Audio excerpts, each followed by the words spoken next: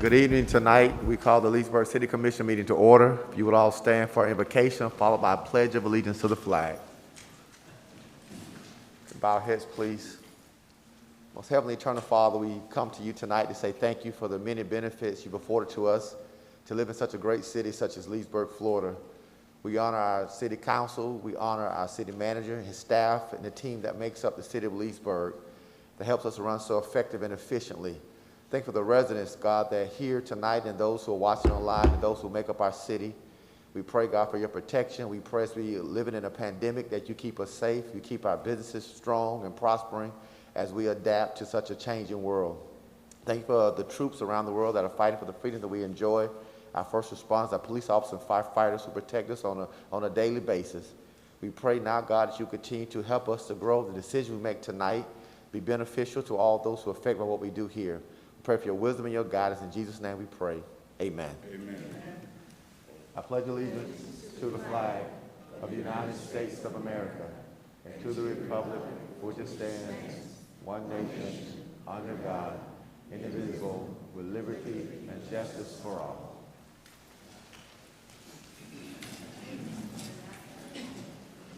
I want to welcome everyone to the Leesburg City Council meeting on tonight.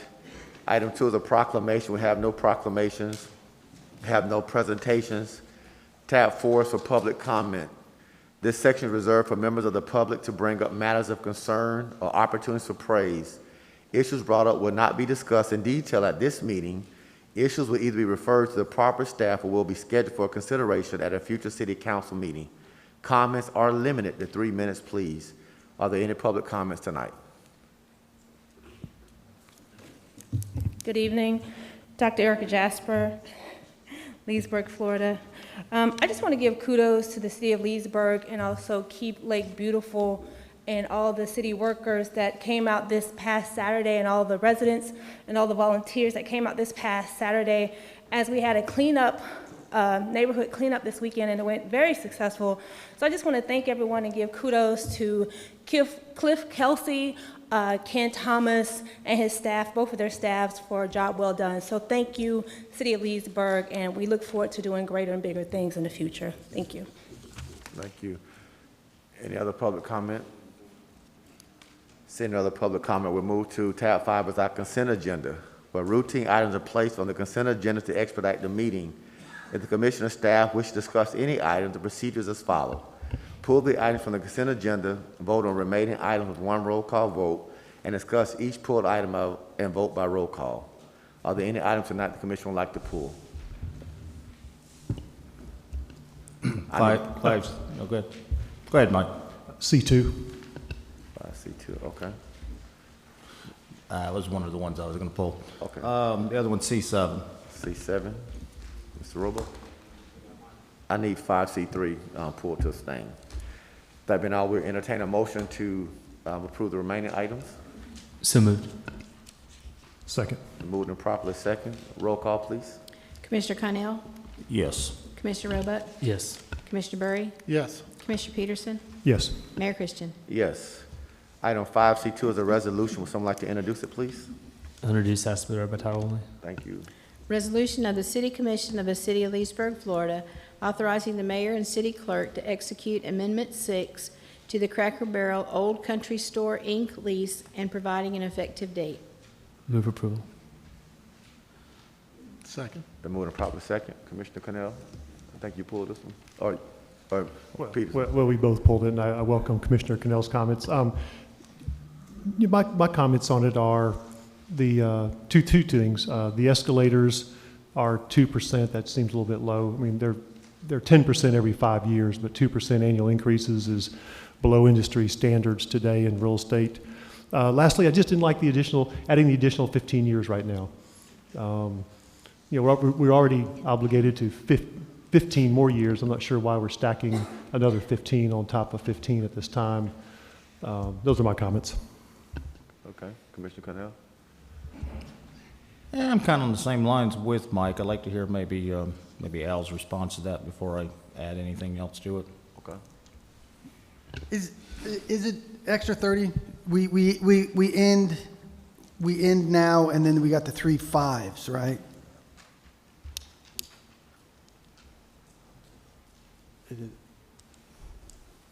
They're in the middle of a renewal term now. They Good end evening, in Tracy June. Dean, Airport Manager. The existing lease right now, on June of '22, it will begin the second allowable 5-year renewal from the original existing lease.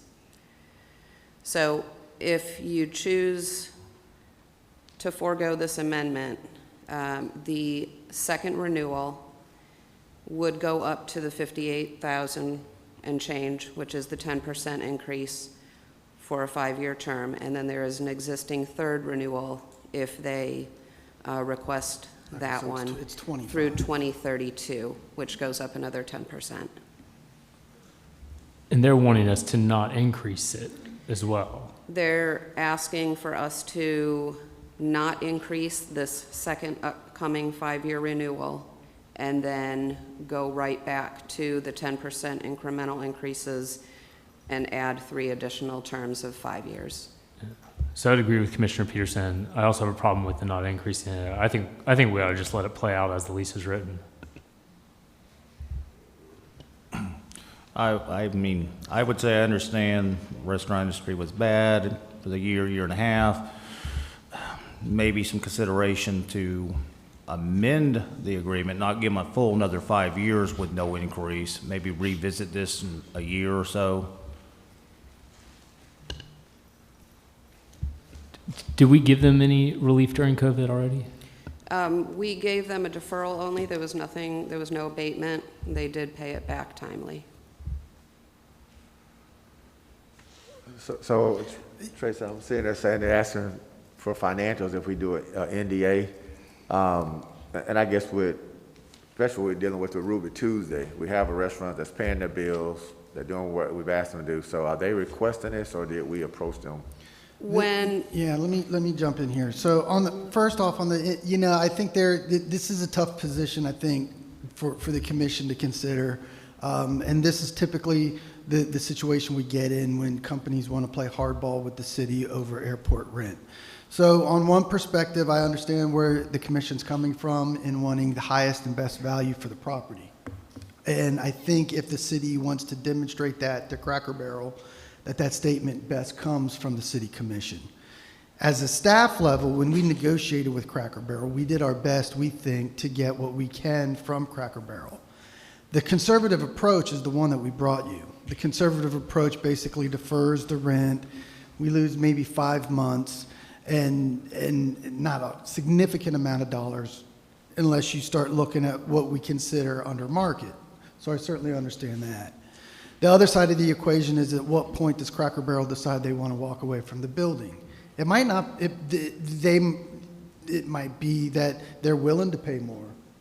But I think that direction comes best from you, because the other side of that effect is if you do decide that you want to hold them more accountable for a closer to what you value as a market rate rent, that message needs to come from you, because if they do walk, at the end of the day, then the ultimate long-term scenario is the impact that losing a major tenant would have on the general fund.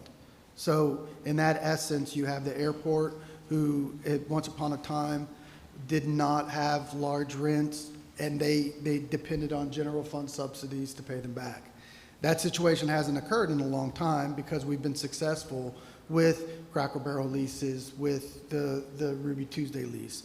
But what you do in this case is, if you decide to push them, they can push back and say, okay, we're out come June 22, and then you go from $54,000 to $0. Now you have that asset, but then that's where your opinions are going to get put to the test.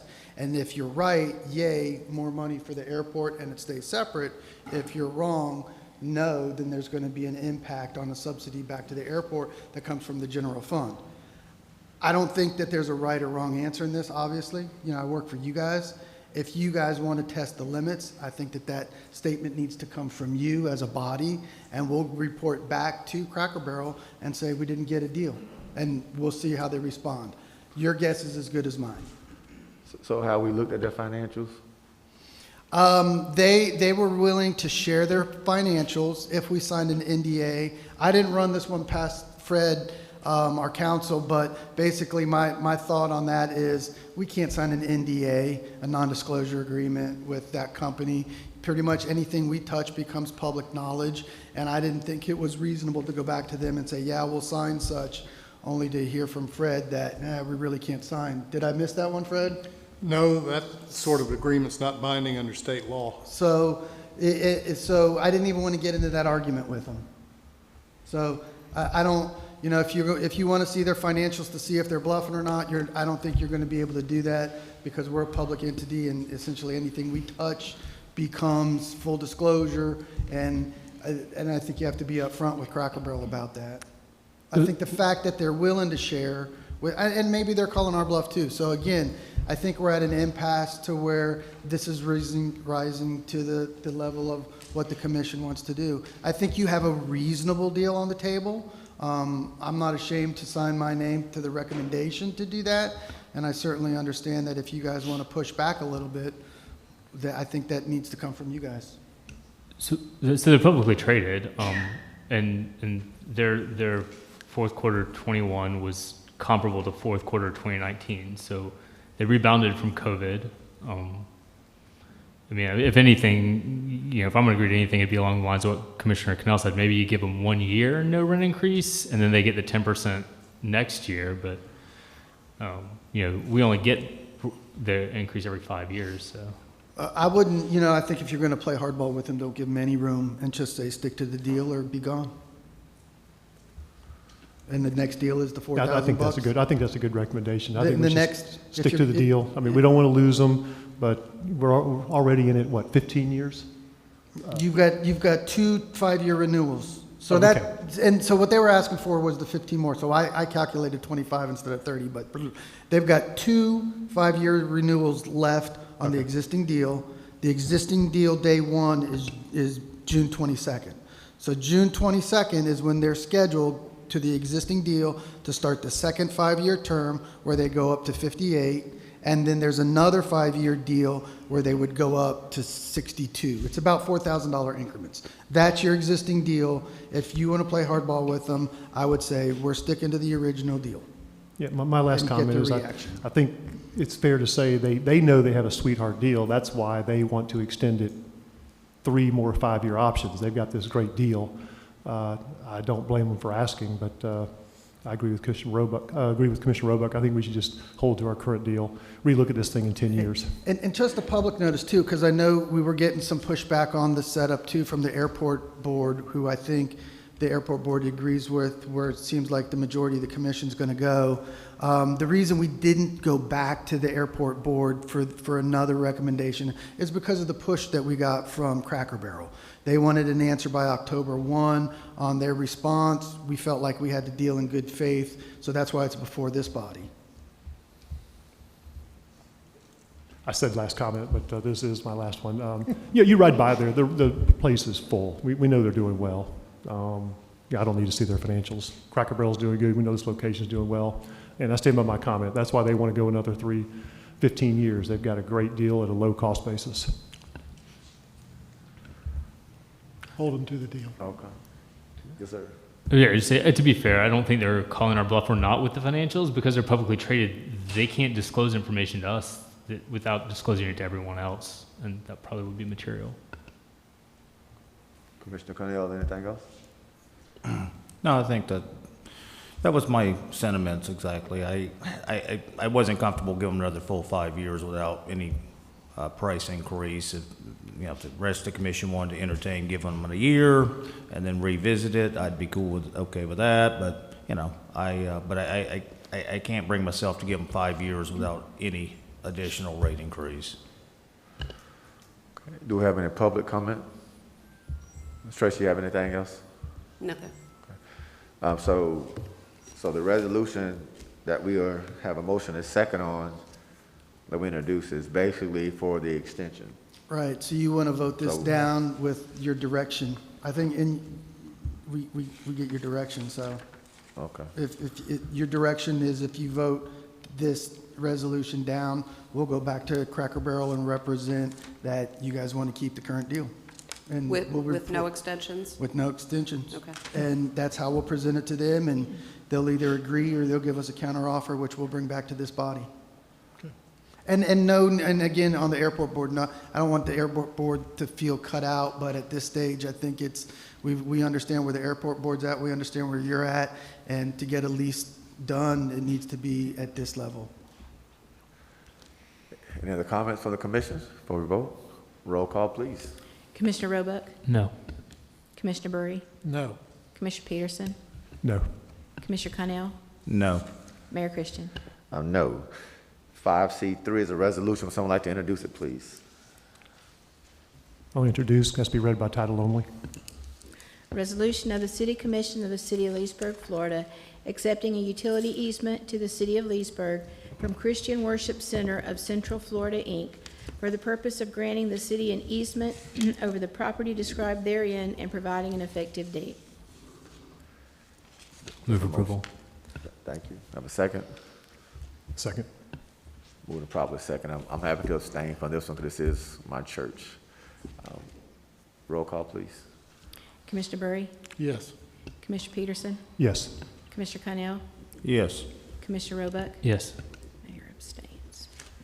All right, 5C7 is also a resolution. Would someone like to introduce it, please? Introduced and has to be read by title only. Thank you. Resolution of the City Commission of the City of Leesburg, Florida, authorizing and directing the mayor and city clerk to execute a contingent gas sales contract between the City of Leesburg and the City of Lakeland, Florida, for the purpose of setting forth the terms under which Leesburg will sell natural gas to Lakeland, and granting the city manager and city attorney authority to make minor changes and additions to the contract which do not have a material effect on its terms, and providing an effective date. Do you have a motion? Move approval. Second. Any discussion from the commission? I would like, maybe if Al could just give us a quick overview exactly what we're doing here. Okay. Mr. Minner? A super quick overview of what we are doing here. I is- know it's a long one, I know. That's why I said maybe just quickly. That's super quick. I was going to be super quick. This is an agreement that allows Leesburg to sell gas to the city of Lakeland. And in exchange for that, we'll partner with FGU, Florida Gas Utility, make a couple of therms a couple of pennies a therm off the sale as being a host supplier, which will grant the city somewhere between $50,000 and $100,000 a year. Should the gas not be needed, we will either A, consume it ourselves with growth, B, other partners in FGU will find use for it, or C, we can totally divest ourselves of any issues that we have. So it's really not a significant risk for us, and actually a good deal for the city and helping out another community. Have we done this before as a city? No, Okay. Is it, I just, when I read it, my first blush, I think it's a good business move for us. I just didn't know we were in the business of selling gas to other municipalities. we're not, and it's a unique situation that got us in this to begin with, and I don't anticipate that we would be in this position again. So it's a once in a, it's a sweetheart deal, and generally when those come around, you question it, but this one is a good one. So you expect them to work a deal with the city of Clearwater, most likely? Probably. Okay, thank you. How long is the agreement for? 30 years. It's a 30-year purchase agreement that we've got with blocks of 5 years sales. My only concern, and I talked to Al about this earlier, was that by locking us in, this is not going to have some long-term effect on our abilities to supply gas to our users here. Yeah, I think the supplies for our gas are going to be different issues out in the field, getting gas out of the field, supply and demand, transportation. And a deal like this wouldn't affect that. Okay. And we don't have any pricing risk. This is just the markup, correct? Yes. Okay. And then in public, I'm sorry. Sorry. Yeah, so I also spoke to Al at length, and I talked to Tom. Is it Tom with FGU? Is that right? Tom Who I talked Jeffries. to? Okay, yeah. And this is a question for Fred, because according talking to Tom, because we've got the 30-year agreement with FGU, but we have a 5-year agreement with Lakeland. And while Lakeland, in reality, would surely renew for another 5 years, I don't know how many more beyond that, his assertion is that if Lakeland doesn't renew in any of these 5-year increments, Leesburg can walk away and we're not held to the 30-year deal. Now, this agreement is way too complicated for me to understand. Is that accurate? That's accurate. I had that same concern when I started reviewing it, and I talked to Tom also and went back over it again. I had the concern because Lakeland's stated reason, one of them for entering into this deal rather than buying direct, is they may want to get out of it for environmental reasons and convert to clean power. So I had that same worry, but there's no risk to Leesburg in that. Okay, We can walk away from it and the gas just goes poof. got it. All right, thank you for. And on that note, I tried to avoid that a little bit, but I don't see Lakeland Electric achieving their goal by the time frame they want. So those 5-year increments are going to require that there's still going to be a need for natural gas. Yeah, for everyone's benefit, I know so FMPA, where we buy our power from, did an analysis of like what happens if the government were to say like we're going to go net zero by 2035, and with today's battery technology, that would require taking 20% of the state of Florida and converting it to solar farms and batteries, because we don't actually generate a lot of good sun here. So, like you said, that's. We're moving that way, but the idea that it's going to happen tomorrow it's not there. And Brad, you might know this too. There was a report from FMPA. They did some scenarios on moving to the green energy by 30, 35, and 40. And I want to say if you were 100% green by 40, well, our price goes up like 75%. So it's something big like that. And so what's 75% of? So the city buys power around $78 a megawatt. Our total power bill is, I'm going to use round number, 40 million. So if we were totally green by 2040 plus growth, you're looking at our power bill would go from 40,000 to 70,000 in that short time frame. So those expansion numbers to get green, I think it's a total worthy goal. I think we definitely need to continue down this path, but to achieve it that quickly without a shock of rates is a tough task. And all that conversation has to do with why we're in this deal with FGU and Lakeland. Thank you, sir. Any public comment? If not, roll call, please. Commissioner Peterson? Yes. Excuse me. Commissioner Connell? Yes. Commissioner Roebuck? Yes. Commissioner Bury? Yes. Mayor Christian? Yes. Now we'll go to tab 6, is public hearing and non-routine items. Our budget manager is here. And she will announce the name of the taxing authority.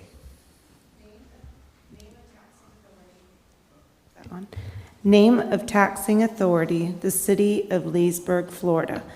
The proposed millage rate of 4.0192 is 0% higher than the current year rolled back rate of 4.0192.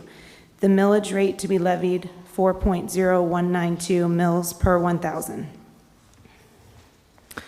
On July 12th, the commission approved the tentative millage rate of 4.0192 mils per 1,000, or the rolled back rate. This is a decrease from the prior fiscal year, whereas the proposed budget was developed using 4.0192 mils per 1,000. Therefore, the tentative millage rate of 4.0192 mils per 1,000 represents a 0% increase from the current year rolled back rate and is not a tax increase under trim guidelines. Are there any public comments regarding the adoption of the final millage rate? Since we have no comments, we will now adopt the resolution finally adopting the millage rate. Do we have someone who will introduce the resolution, please? I'll introduce Nasbira Batel. Thank you. Resolution of the City Commission of the City of Leesburg, Florida, finally adopting 4.0192 mils as a fiscal year 2021-22 millage rate for the City of Leesburg, Florida, representing the current year proposed aggregate millage rate of 4.0192 mills, which is 0% more than the current year rolled back rate, and providing an effective date. Do we have a motion? Move approval. Second. Any comments from the commission? Comment from the public? Roll call, please. Commissioner Connell, Yes. Commissioner Roebuck, Yes. Commissioner Burry, Yes. Commissioner Peterson, Yes. Mayor Christian. Yes. Now we'll request comments from the public regarding the adoption of the final 2021-2022 budget. Are there any comments from the public? If not, we'll adopt the resolution finally adopting the 2021-2022 budget. Can we get a motion to introduce the resolution, please? I'll introduce and ask to be read by title only. Thank you. Resolution of the City Commission of the City of Leesburg, Florida, adopting the fiscal year 2021-22 budget for the City of Leesburg, Florida, and providing an effective date. Move approval. Second. Any final comment from the commission, the public? Roll call, please. Commissioner Roebuck, Yes. Commissioner Burry, Yes. Commissioner Peterson, Yes. Commissioner Connell, Yes. Mayor Christian. Yes. The adopted millage rate represents the current year proposed aggregate millage rate of 4.0192 mills per 1,000. Thank you. Thank you, Brandon. Appreciate your help and hard work. We'll go to item D is a non-routine items. D1 is a purchase request by the Public Works to furnish the installation of new sign and digital signage at the entrance of the lakefront.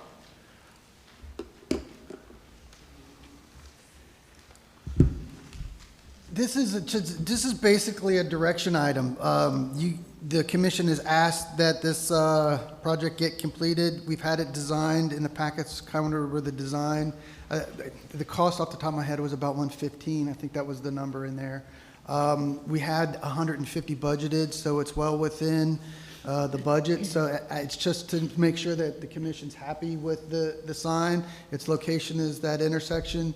It's 20 feet tall. I think it's an attractive sign. I just want to make sure that you're happy with the size so that when that sign is out there, everybody's cool. So you don't even need to comment as long as you say yay or nay. That Everybody We okay got with the sign? I absolutely think it's great.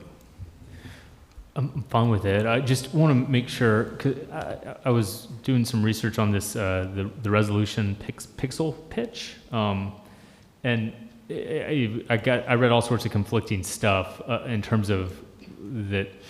Certainly, like smaller isn't always better. So, like on a big billboard, you wouldn't want 8mm resolution. It would actually make it harder to read. But like we're like right in between these 8 versus 16. Is the sign company saying 8 based on where it is and the size and where people are going to be viewing it from? I would defer to Cliff on that. I'm going to say the answer is yes. Cliff, that's yes. Okay, so everybody's good with the sign? Yeah, I'm good with it. So you don't need a vote on that, so you good, the city manager? No, you need, it's a non-routine item, so Okay. you Have need a to motion approve the reso. to purchase. So moved. Second. Any further discussion? Roll call, please. Commissioner Burry, Yes. Commissioner Peterson, Yes. Commissioner Connell, Yes. Commissioner Roebuck, Yes. Mayor Christian. Yes. Item 2, D2, is a resolution. Would someone like to introduce it, please? I'll introduce, has to be read by title only.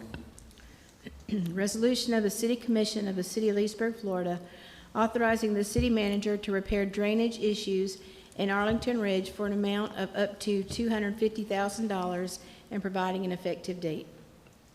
Have a motion? Move for approval. Second. Discussion from the commission? So I'm just, I understand the problem, and I guess these questions are really more for Fred, is that my understanding is that we have no liability here from a legal standpoint. And my understanding also would be that the contractor's coverage for completed operations should cover this. They probably have to be sued by the HOA. You're right on the first point, that the city doesn't have any liability. The second point is valid except for the fact that the contractor that actually built it is kaput.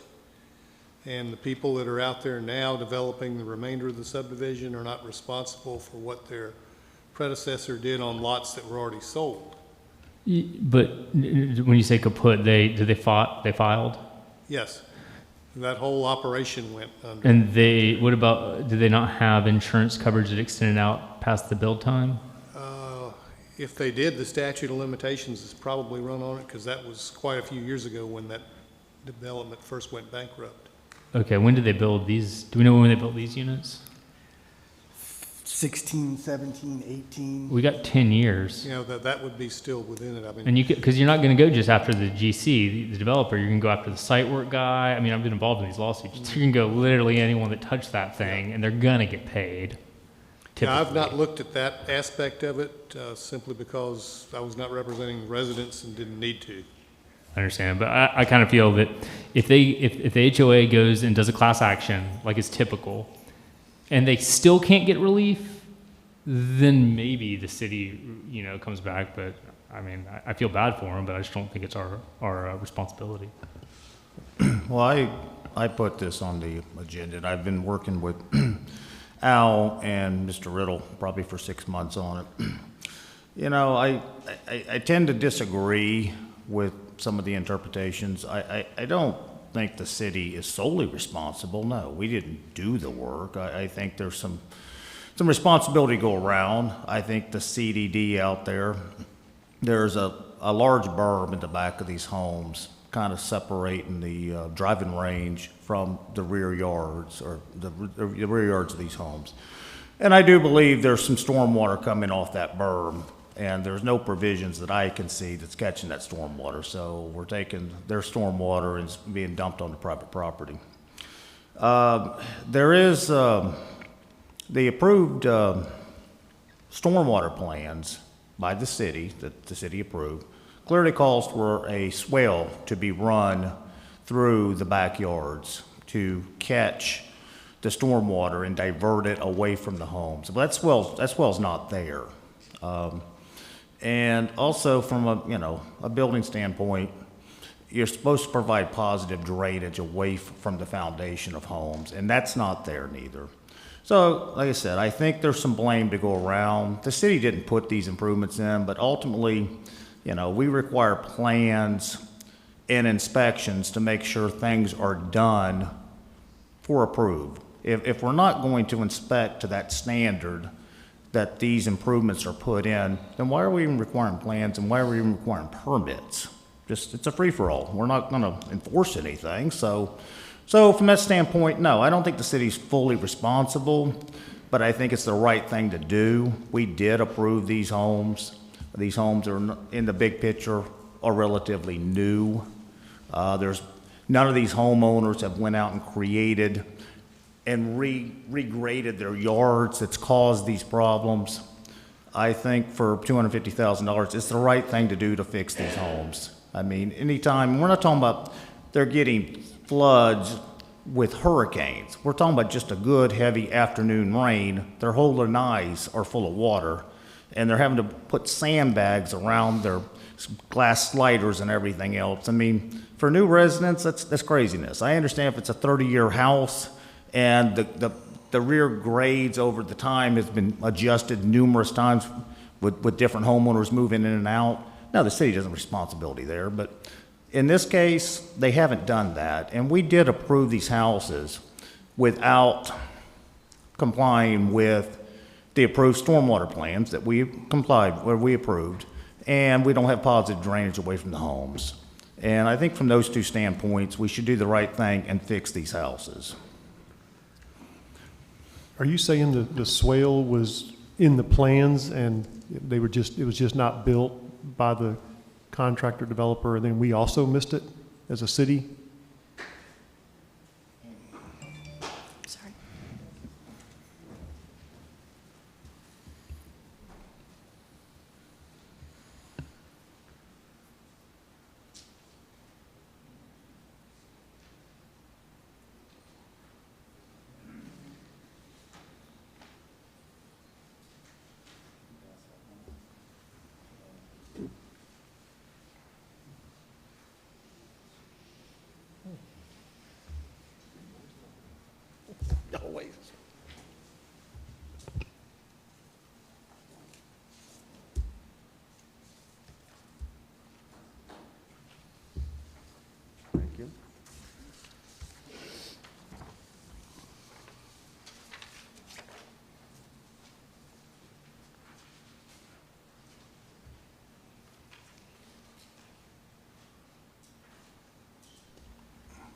And Mr. Riddle, could I ask you to step up to the podium? And Andy, would you mind giving Keith a copy of those? Keith, give us your name and address, sir.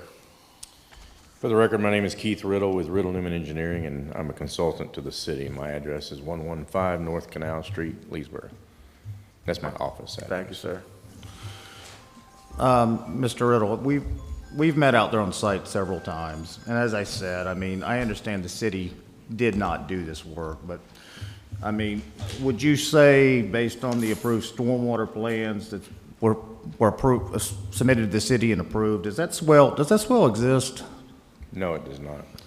And would you say the positive drainage away from the foundation of the home, does that exist? No, it does not. Okay, so my point is, I mean, we didn't put these in, but we did approve this project without these improvements being put in to catch a stormwater system. And I think from that standpoint, as a good city, we're not talking about homes again. I hate to keep repeating myself. We're not talking about homes that are 20, 30 years old that have went through numerous homeowners and numerous different grade changes by homeowners, landscape and whatever. I think the right thing to do is for the city to step in. We don't need to get into another frivolous lawsuit and everything else over $250,000. We should step in and fix this problem. We shouldn't ask our homeowners to have to live with sandbags against their back sliding glass door and everything. Especially homes, like I said, in the big picture, are relatively new. When I spoke with Al about it, I asked, the questions, if we could spread the wealth around other parties instead of all falling on us. And I believe Al, did try to look at other options there. The swale concerns me, and then when I spoke with Al, the swale's not being designed or built per design. And then when I spoke with Al, the concern, if we had a hurricane or, a massive storm, these houses flood, and I worry about the city's liability there. I'll stop right there. The city has no liability in this matter ever. And we can argue whether it's the right thing to do, and I think that is a valid concern, is whether we would like to do it. But I think it's important that we can't be sued over this. We have no liability over this. Doesn't mean we shouldn't pay for it. That's a different question. But we don't have any liability. The berm and the swales are not a concern? I'm not trying to be argumentative. I'm trying to understand it. The bottom line, as I've been trying to be as succinct as possible, because I don't know which direction this ultimately is going to be. And there's a lot of factors that went into this to be in the condition it's in. I think my recommendation to this body is it is the right thing for the city to fix this problem. We've gone different directions to try to get the expense as minimal as possible for several different reasons. We retained Mr. Riddle to come up with some different solutions, which we've provided. So my open-ended request is the right thing, which is the city should fix this. I think the high-end cost is going to be $250,000. And so my hope is that you approve the right thing, fix the drainage, give me the authorization to fix it with a spending authority of $250,000. And there's 2 or 3 different avenues that will still go down. So pending what your vote is on this, our next step, pending an approval on the expenditure, we've got a couple more things to wrap up with the existing contractor to determine which direction we will go. But we're at the stage to where we're ready to fix it, and the recommendation there is to do the right thing, and it's about $250,000 improvement. I think there's some internal staff things that we can do to prevent this in the future, which we're already working on. So again, the recommendation is I think the city needs to do the right thing and fix the problem. Are these properties in a flood zone? No. Mr. Burr, you got anything to add to the discussion? Dan had said, mentioned that insurance by the original contractor, that's, I didn't really, we kind of talked about it, but there was no clear cut. Can we pursue something like that? The city could not, because we don't have standing to sue the contractor's insurance company. We're not a damaged party. The HOA theoretically could, and certainly the affected homeowners personally could. But the city doesn't have standing to do that. So have anybody tried to do that HOA or any homeowners? Have we checked with anyone, or we just? We decided- did. We did. But they haven't filed a lawsuit. And if they don't file a lawsuit, nobody's going to give you your information. I mean, that's just, oh, hey, by the way, I think, you might have screwed this up and we want to see with your insurance. Will you pretty please give it to me? It doesn't work that way. You've got to file the lawsuit to get them to produce and find out. And I'm fine with it. If they file a lawsuit and there's no insurance left, then I agree that it is the right thing to fix. It just frustrates me that we're just going to step in ahead of the process that already exists to make the people who really have the legal liability here, and that's the people who didn't follow their plans. And maybe they don't exist, but it may be that they had a 5-year completed, they could have had a 5-year coverage on that original insurance policy, but we don't know.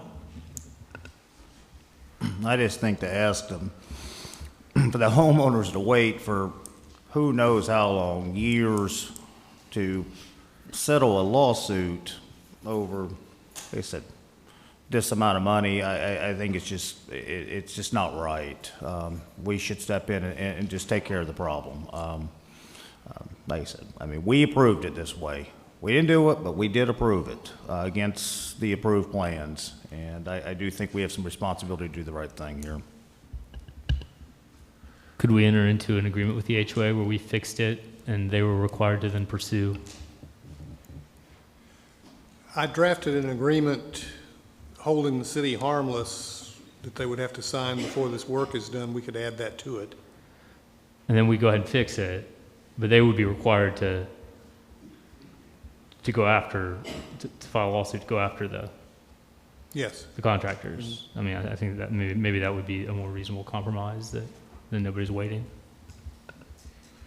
What if the HOA doesn't agree to that, Fred? Then they don't get the work done.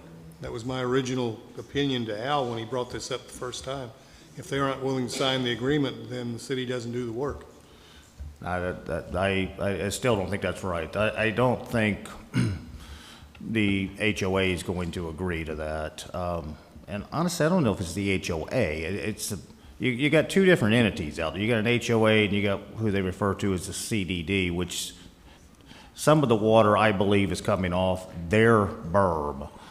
But we're talking about just getting bogged down into a long lawsuit that I don't know if the city wins or not. It's going to cost us money to do this versus, and these homeowners are just going to have to live day to day worrying about, a good afternoon rain or, goodness gracious, a hurricane or a tropical storm coming through here over this. I just think it's silliness with the way we've helped other places in town.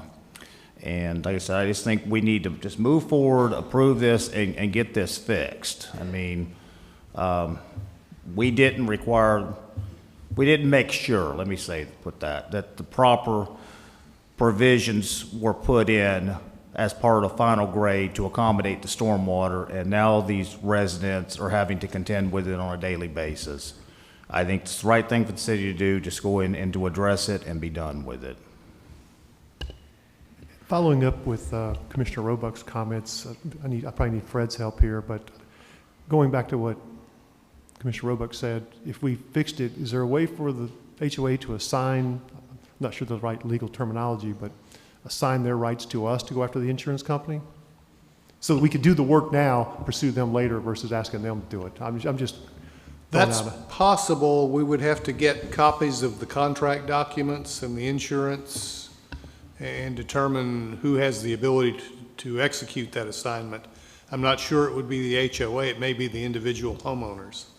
I was just trying to find some common ground between the two commissioners because it's a tough one and I see both sides.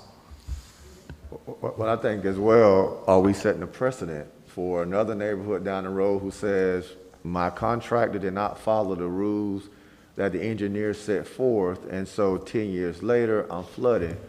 So I'm going to come after the city and say, fix my drainage. So are we setting a precedent for other neighborhoods and we didn't have the proper staff, or we didn't require, as I'm thinking is, if you're an engineer, you're professional. If you're a developer, you're professional. And if you don't follow the guidelines, then I don't think you come back and point fingers at the city and say, you guys didn't come out and give me the check to do my job that I'm supposed to do. I feel for the homeowners, and I'm in agreement with both Commissioner Cornell and Commissioner Roebuck. It is the right thing to do, but I don't want to set a precedent for people to come, because we have neighborhoods that have been flooded for 20, 30 years, and took a federal grant to fix those neighborhoods. It was more multiple houses. So not that alleviates the city's responsibility from taking care of city residents, but if there's a way that the city can recoup funding, whether it's through the HOA signing over documents, property owner signing over documents, I think all those things should be exhausted. If the city does fix it, we should explore every avenue possible to recoup taxpayers' dollars from a issue that we didn't cause. So whether we wait 2 more weeks for the city attorney to go get with the legal documents that he needs to get with the homeowners HOA, and I don't know if I'm a part of HOA and they don't sign a document to help fix my problem, or the CDD, then I think that's a problem that the HOA should have a meeting with their residents as well to say, we're not gonna partner with the city, because it's still $250,000. And if there's a way for the city to recoup their dollars, I'm not opposed to us saying, city attorney, go see if this is even possible for us to do, as opposed to making a decision tonight, not having all the information that's needed for us to make a proper decision. Well, Mayor, I'm not making light of $250,000. I mean, it's a lot of money.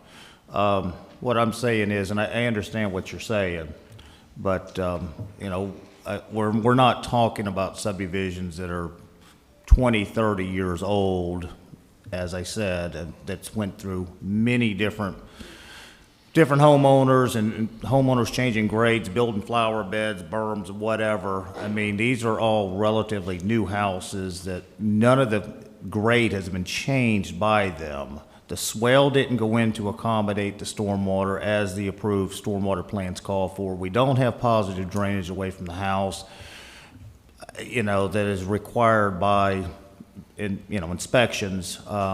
So no, we did not do the work, but we did approve this work. The homeowners relied on the city to buy a product that was safe for numerous reasons. One of them obviously is stormwater, and we didn't give them that product.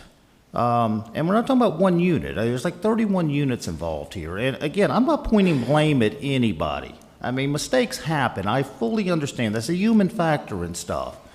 But I think it's the right thing to do for the city to say, okay, we didn't do the work, but we didn't make sure that the developers, builders followed the plans. And we went ahead and finalized these projects out anyway. And now the homeowners are being stuck with this burden every time it rains. I think it's the right thing to do to step in and fix it. And not keep kicking the can down the road, telling them, well, we got to look into lawsuits, or, it may be months, it may be years before we come up with a solution for you. It's just not the right thing to do. I mean, we're just not talking about apples and oranges here. I mean, we're not talking about a subdivision that's been around for 50 years and all of a sudden there's some stormwater issues. It's not the case here. And there's plenty of documentation to show that we did miss some things over the inspection course, and I just think we should step in and fix it. Fred, based on those comments, do you think the city has liability? I'll say this, and I've said it 100 times, if not 1,000. Anybody can sue anybody for anything if you've got a napkin, a crayon, and a filing fee. So the city could be sued. I don't know enough about the facts to tell you for sure 110% the city's not liable for something, but they use comparative fault in these suits, and the bulk of that, it's done by percentage. Who's the most responsible, who's the least responsible, and the most responsibility would be placed on the developer and the contractor who did it.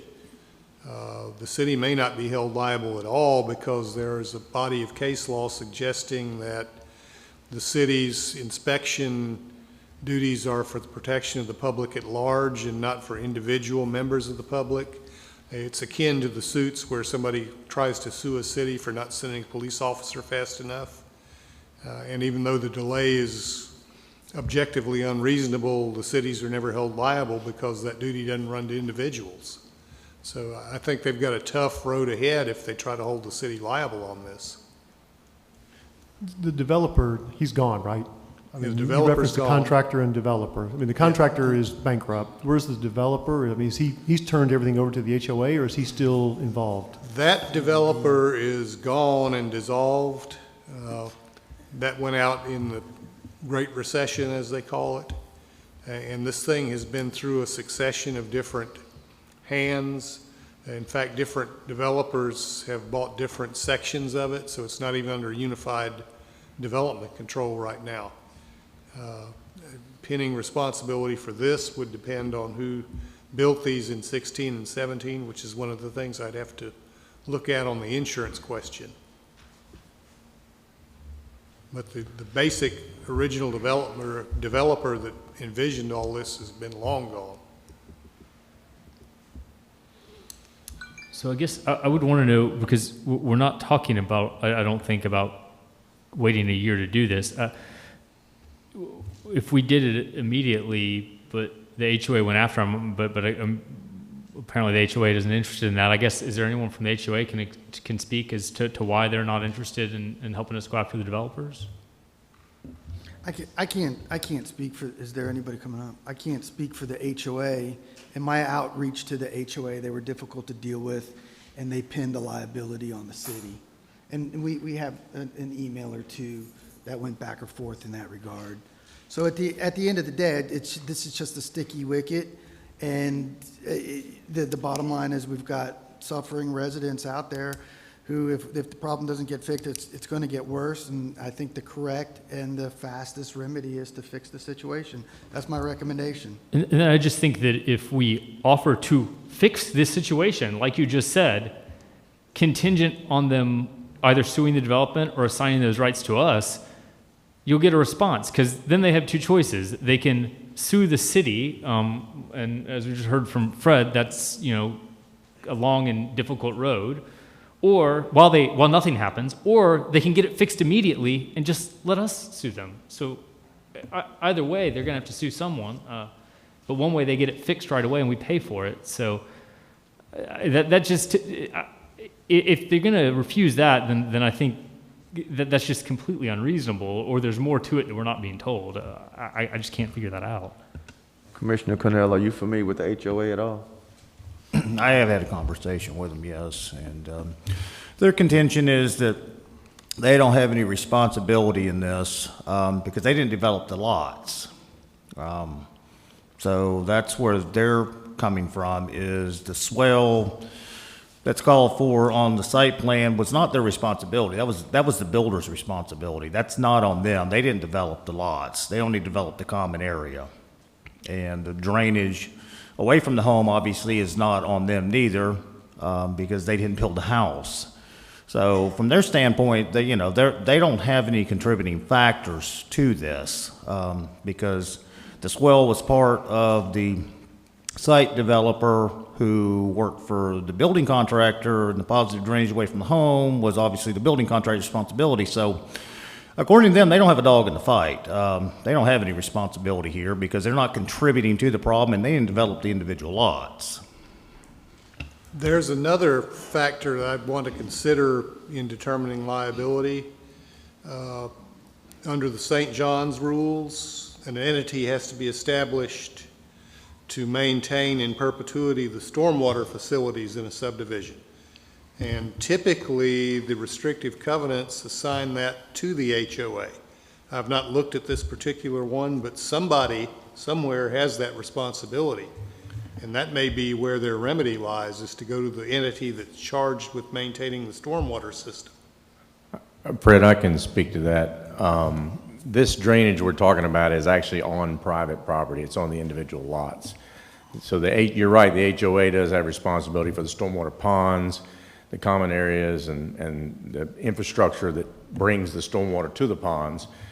But the individual lots are to be graded in what they call a type A graded lot, which means all of the lot is to be drained to the street via pipe, swales, gutters, whatever it takes. And in this case, it just wasn't done. So the water that lands in the backyard can't get to the front where it's supposed to go. But it's all on private property. So in my opinion, I don't think the HOA has any responsibility for that part of the drainage. Okay, so any other commission comment? Yes, sir. Well, the first time I spoke with Al about this, my reaction was, maybe we would do half of it, throw something in there, but I guess there's no other party. Commissioner Roebuck's got my attention. I think if we do settle this, that there should be an agreement that they at least file suit and assign that lawsuit to us and let us pursue the insurance company. I mean, so thus we get the work done now, protect their homes from more flooding, but at least we have some right to at least try to get some of our money back from the insurance company. We may decide to abandon that, but I mean, I would at least like to add that to the picture. And what keeps them, can the property owners assign that same right if the swell is into the backyard? If the HOA refuses to do what we've asked them to do, can the individual property owners assign us the ability to go out there to? I would need to examine the contract documents and the insurance policy and see what they say about that. Okay. My preference would be to get an assignment from both the property owners and the HOA to make sure that there's nothing out there that they could point to the insurance company, meaning that in a lawsuit and say you didn't sue the right or get your assignment from the right person, it's that guy over there. So I'd prefer to get it from all of them. And in that case, then we would be responsible. We would bear the legal fees for going after. So this isn't going to cost the HOA anything. No, they wouldn't have to be paying for anything. Yeah. So. And that's kind of what I was saying. I think the amount of money we would spend to go after, bankrupt contractors that probably wouldn't have the money anyway. I just think it's wasteful spending to do that, to try to pursue that. I mean, but they're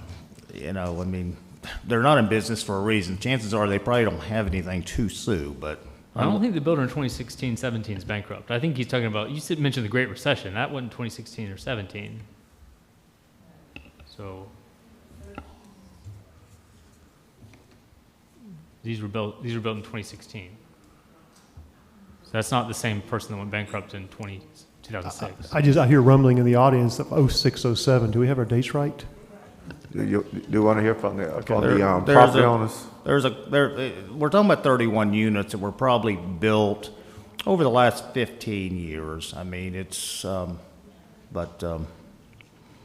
It's gone through two different developers here. It started out with one and ended up with another, and now I think we're on the third. And that's part of the reason why some of the issues with the plans occur. I mean, long story short, I mean, I think this is an unsavory situation. We're going to let the public. We're going to let the public talk. We're going to let the public talk. Miss Mills.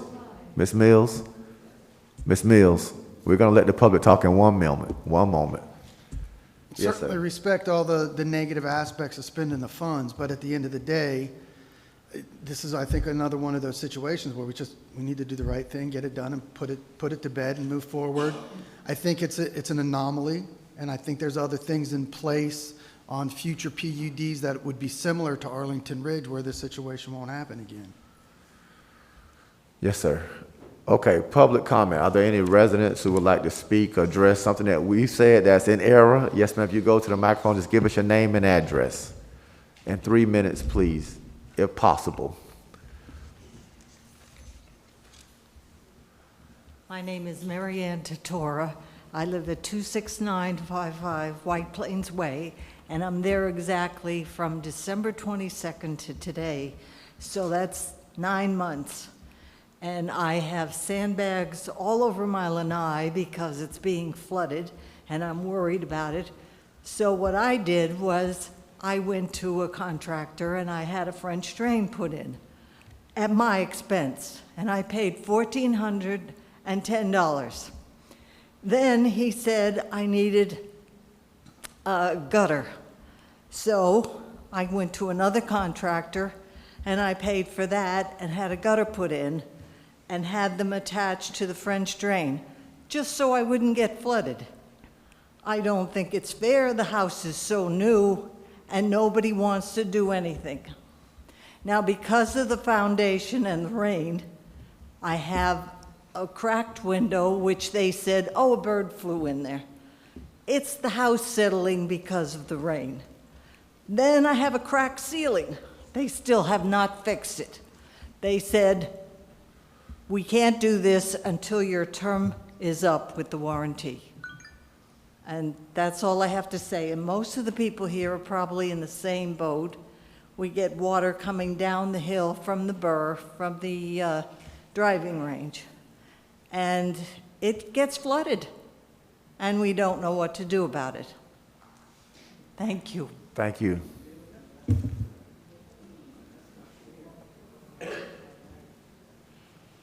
Hi, I'm Gail Tyson, 27037 White Plains Way. I've lived in Leesburg 34 years.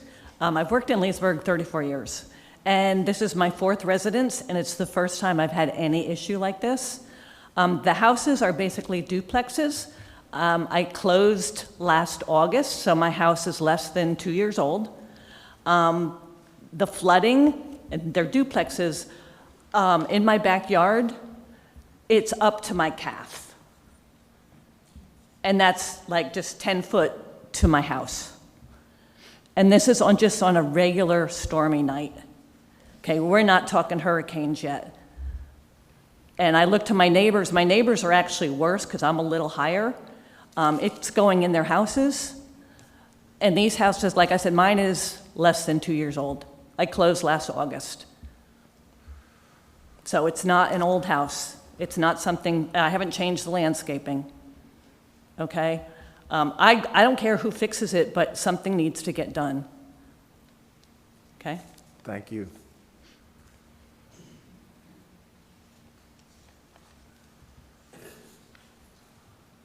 I'm Robert Lang, live at 27033 White Plains Way, a neighbor to Gail. On 29th of March, I had a knee operation. The 30th of March, we had water come in through our patio door to the front door, all the way. I have neighbors here that were very good to me. They came in. We used my drive-by track and the whole works to get the water out of there. I've called other people. Your permit department sucks. Sucks! All due respect, sir, that's not the place for Well, those I'm tell you type that. of. I'm gonna tell you, listen to me. I called, somebody come out to evaluate our home. They signed off, your permit department, and we did not have any insulation in our full house above the roof. Okay, I called another party to come in to take care of our house, and they said there's supposed to be a 1% drainage from our house area backwards, but Leesburg requires 2%. I think we have about a 10% increase. And I think my neighbors will tell you that. Do I enjoy water? I didn't buy a pool. I bought a bird cage, and we finally got it in. But we still have water. Thank you.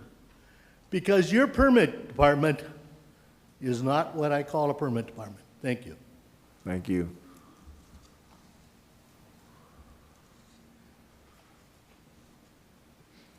My name is Linda Lambert, and I reside at 27025 White Plains Way, Lot 648. I have some pictures here, and I'll be glad to send them around. This is what our home looks like today. The backyard, you can see the berm. That is the golf course property, but they're not responsible. This is what my home looked like in March when we had 3 inches of rain. Okay? When she talked about the water was up to her calf, the shoes that I had on my lanai ended up in her backyard. They floated over there. This is what our air conditioner looks like. We've already had the air conditioner raised once by 4 inches, cost us $500. I don't think that our request to the city of Leesburg in regard to our grading of our lots is abnormal. It's your responsibility. If that swale was not put in, if the swale had been put in, we would not have this problem. And it is a big one. I'll send the pictures on around if you want to look at them. Thank you.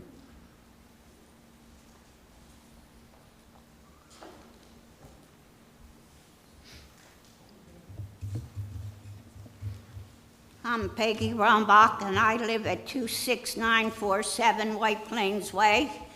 And apparently, I do have the steepest hill behind me. And I have put my handyman to work, and he put rubber edging, and then I put stones to keep the water off my patio.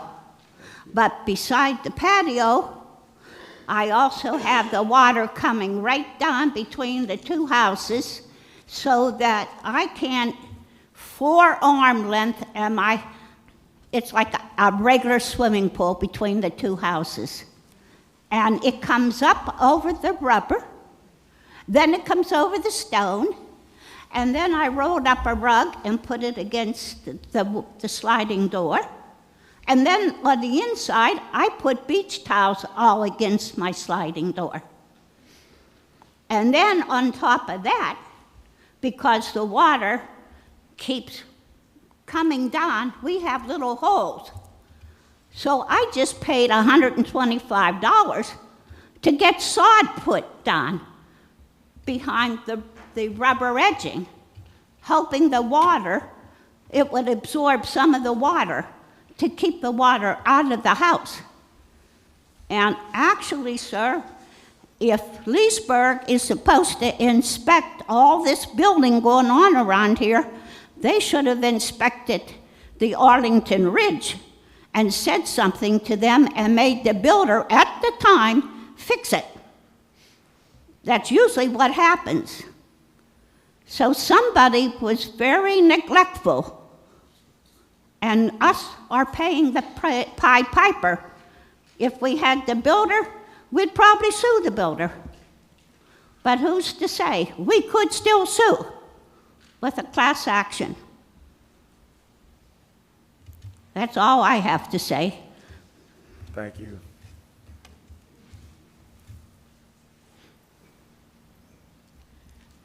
Good evening. I'm Marcella Mills. I live 27029. I live next to Bob Lane, and in between, I'm getting brain dead, Linda and Roger. Now, they call me the young girl on that block. I'm almost 69, and I'm considered the young girl. So it's frightening when somebody's house, like Bob's house, got flooded. We all had to run over there, lift up the couch, roll up a rug. And it was dark. It's very, very scary. I love sitting on my lanai, but what do I have to look at? Sandbags. Come on. This is United States of America. I shouldn't have to look at sandbags year round. And y'all keep talking about 1916, 17. I've only been there 2 years. Bob and them, 9 months? So I don't know what it, we're relatively new. These are brand new houses. For 6 months, I looked at a hole at my neighbor's house. You know what happens to that hole when a whole lot of rain comes? I look at just mud. I'm sick of it. I keep sending pictures to the HOA. Nothing seems to happen. I don't know what else to do. I don't have the money to just give up and move elsewhere. I'm stuck.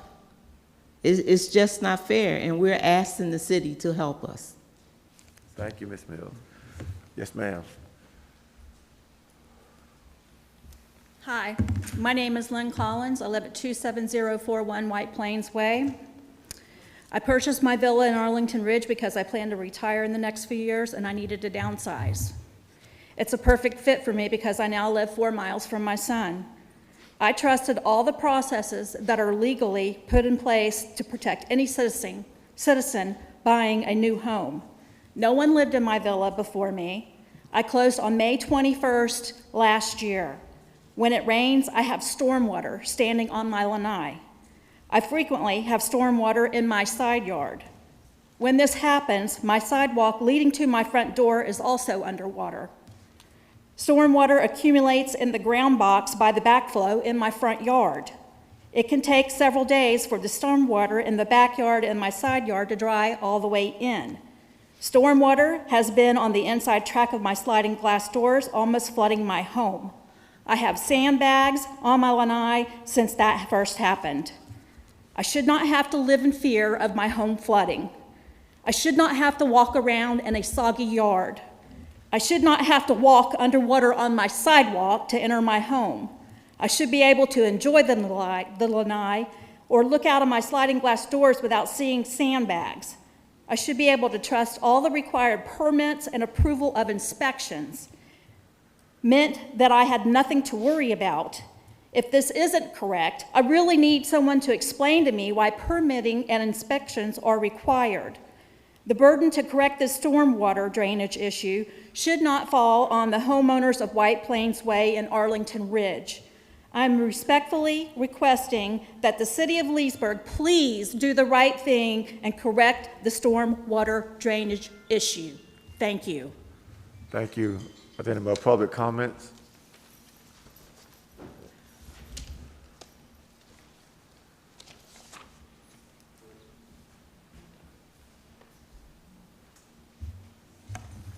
Good evening.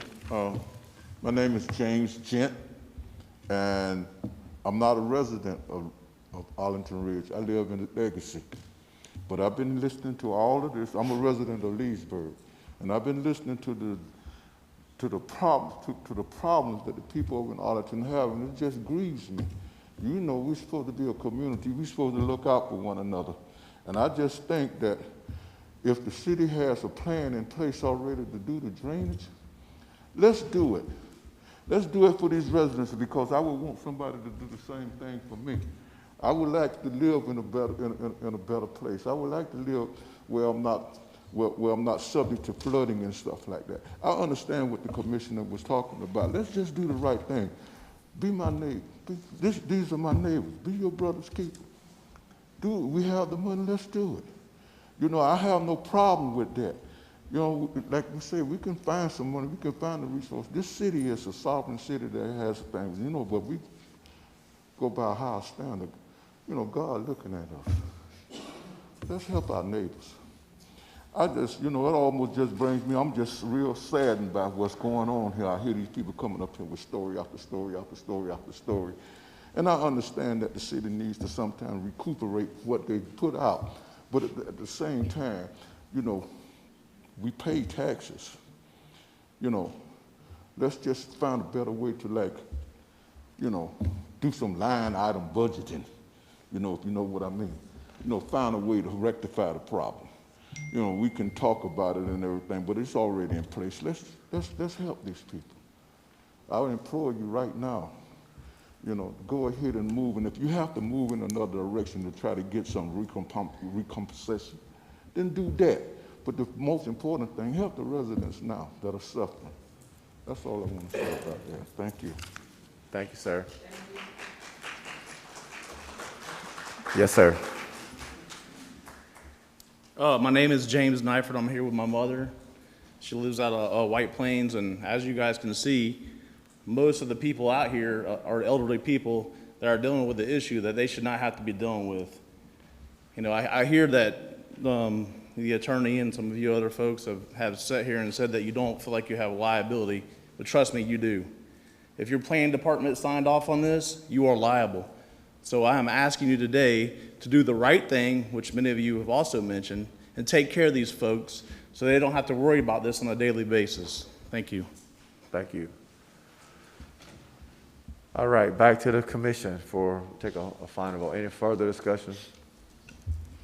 So I did just go look at the property appraiser, and there were 6 of them on the, I guess that's the westernmost side of it, that were built in 2009, but the rest were all built between 2017 and 2020. So that leads me to believe that there is someone to go after here. So that, for what it's worth, I'm still of the opinion that we fix it now, but they assign us their rights to go after it. Not gonna be any cost to them, but we would have the ability to at least find out.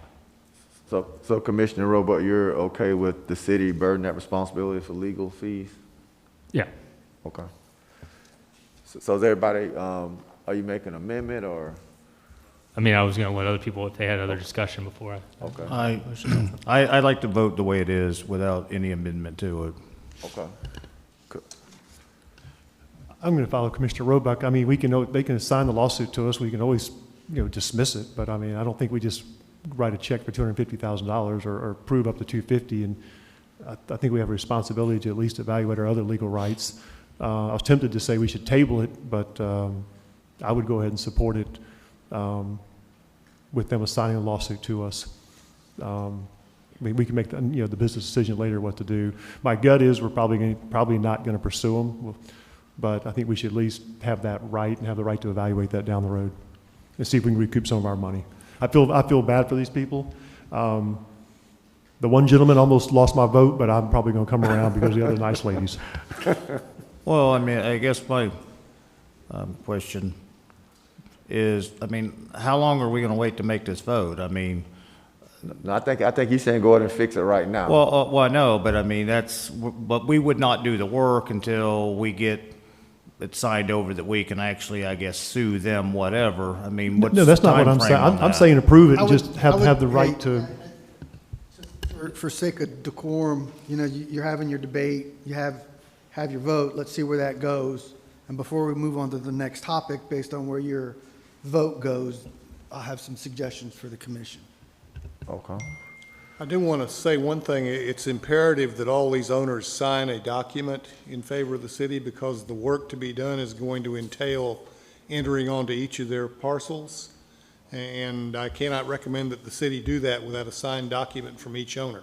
If they're not willing to sign, then it doesn't get done. Yeah, we didn't talk about the process, but that is part, Fred has drafted, for lack of better words, a hold harmless agreement that the residents will need to sign before I would authorize the work. And I don't think That would be, pending a positive outcome to go fix it. Step 2 is everybody's got to sign the disclosure. Step 3 would be now we'll start the work. Okay, so everybody's, I'm sorry, Jim. One Go ahead, other sir. comment. So with everybody signing, couldn't we add to that our ability to go after the contractor who is responsible? My suggestion, Commissioner, let me put you on hold, because Commissioner Connell seems like he's asking for a vote. Maybe he wants to call the question to get the vote.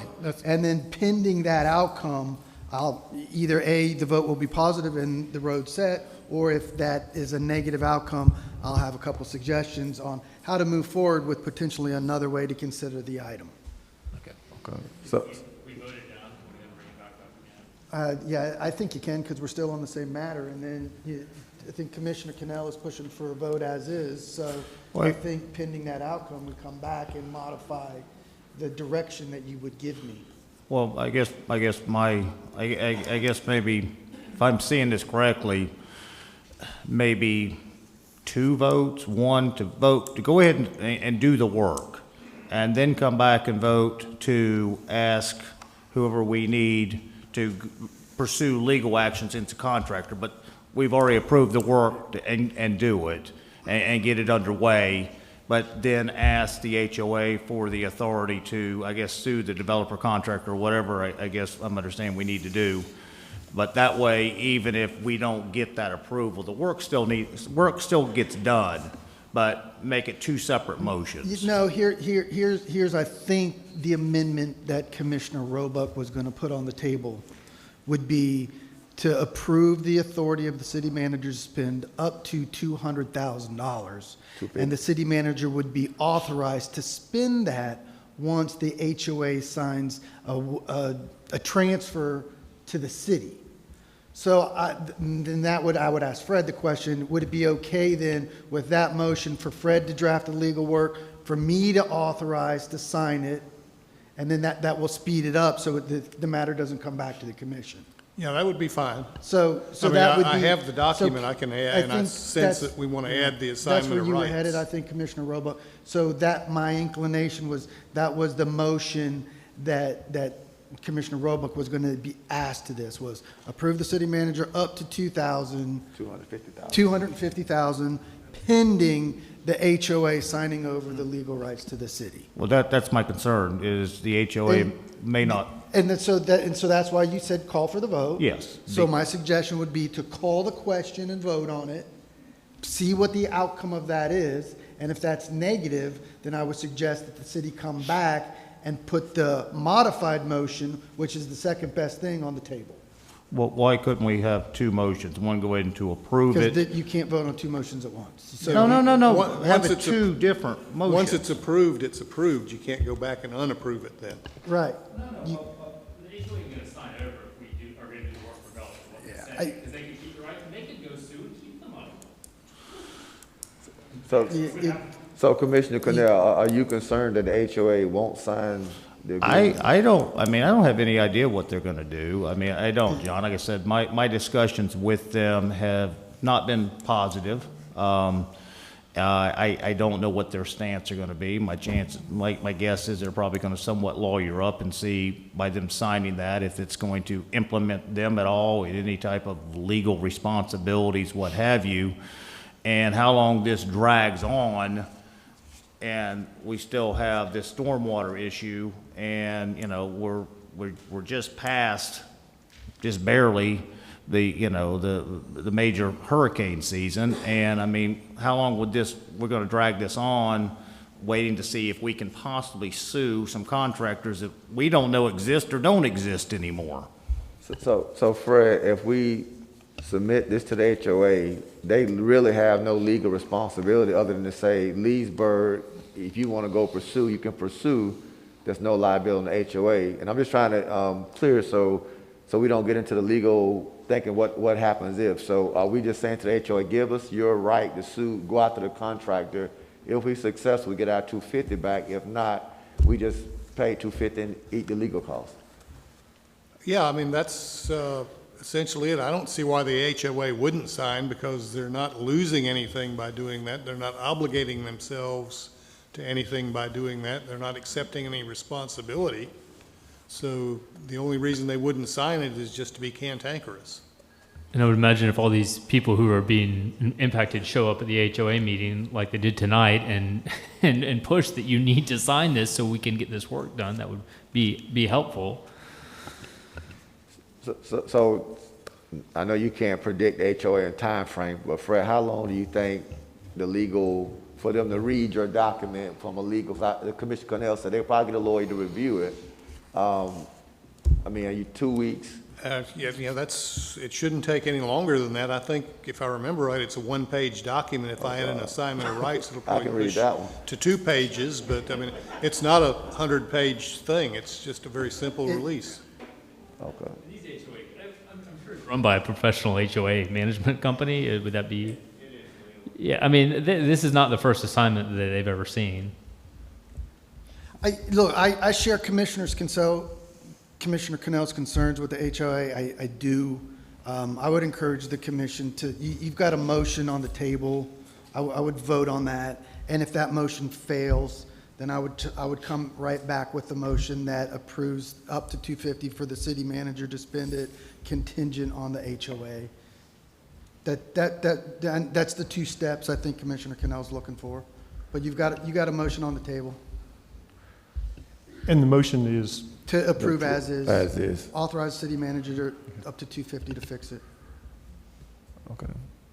We're getting ready to vote, ma'am, but I'll give you space to just speak it. Yes, sir. My name is Jan DeLauder. I live in 26917 White Plains Way. I live in a villa, not a duplex. All of these people here have the serious problems. But I've lived in my home for 10 years, and we have the same problem. And I just want to make sure that our villas, our one building of 6 villas, is included in this. After the meeting, see me and point me out your location. Okay, commissioners, are you ready to take the vote on the original resolution? Okay, roll call, please. Commissioner Peterson? No. Commissioner Connell? Yes. Commissioner Roebuck? No. Commissioner Bury? Mayor Christian? No. Do we have another motion? Make a motion to authorize city manager to spend up to $250,000, making the improvements contingent on the HOA and the individual homeowners signing over the rights to go after the developer. And waiving their rights, their legal rights against the city? Yeah. Yes. And Add that's in the whole agreement. harmless. Okay. You second that, Mike? I'll second it. Okay, discussion from the commission. Yes.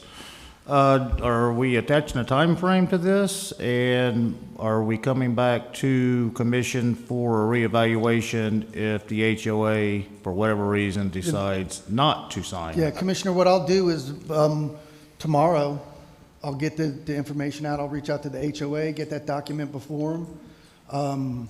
Hopefully, the position of us accepting the legal fees and the wrangling off of their table will coerce them to sign the agreement. Once they sign the agreement, then we'll move to get the residents to sign the disclosure, and then we'll start. So pending how quick the HOA, I can guarantee you Monday or tomorrow, it'll be on the HOA's desk. And we can't do anything until they sign anyway. Until they sign, pending their approval, Right. which should come, I would think, rather quickly if they expedite it. We'll know by next meeting. So if they don't sign it in 2 weeks, I'll have this item back on the agenda. Okay. Now, why do we need the HOA if the 31 homeowners assign it to us? I mean, what's the HOA's position here? I'm missing something. My understanding was that it's unclear who has the legal ability to go after the developer, the homeowners, or the HOA. So we're asking for both. We want okay, just to cover the bases. Makes sense. Any other discussion from the commission, from the public? So the homeowners, do y'all understand what we are actually doing? Does everybody understand? Does everybody understand what we're doing? Yes, ma'am. Yes, what we're proposing is that we're going to talk to your HOA, send them a letter that basically says they are going to give the city of Leesburg their right to go after the developer or the site work person, whoever has the legal authority or responsibility to repair that problem. Once the HOA gives us that ability to go after those people and also the individual homeowners, we would then start the work to repair the $250,000 worth of work that needs to be done behind your homes. That doesn't have anything to do with whether we're successful in a lawsuit, whether we're in court. It's just simply once they give us the ability to go after them, we'll start the site work once we get all the approvals from the HOA and from the homeowners. It should be quickly. Tomorrow, you will receive tomorrow or the next day, you'll receive notification from the city on a waiver to sign. So we need about 30 of those. I think there's about, like I said, there's about 30 units. So as soon as those are received back, and the HOA, as soon as they sign the waiver, then the next step will be is we'll start the construction process. So, I mean, don't hold me to this, but pending all those signatures and outcomes, hopefully in the next 6 or 8 weeks, you should see some movement.